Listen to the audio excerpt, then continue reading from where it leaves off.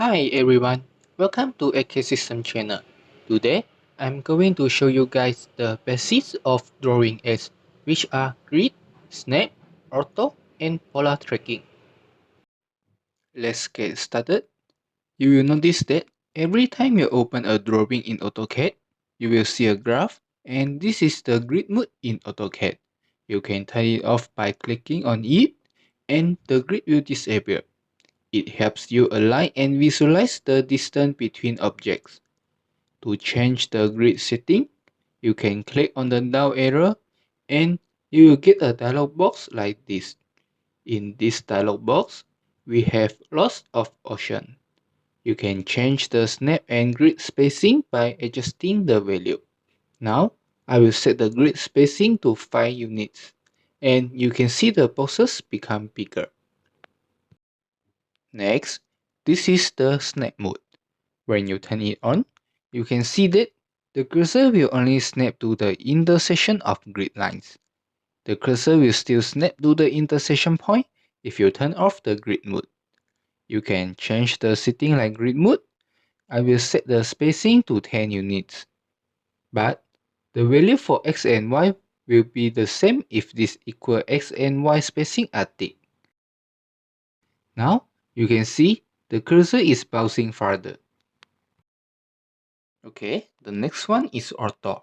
Ortho mode will restrict the lines to only moving horizontally and vertically.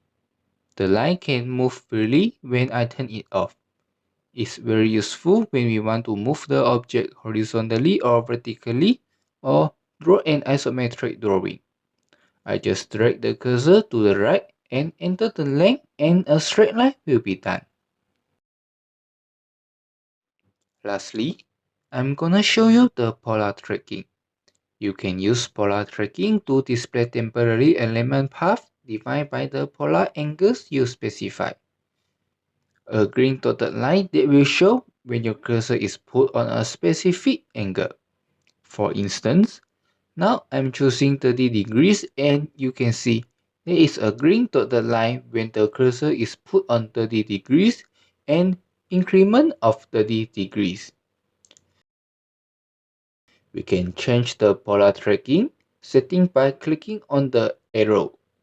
We can add a new angle by clicking on the new button and enter the angle that you want.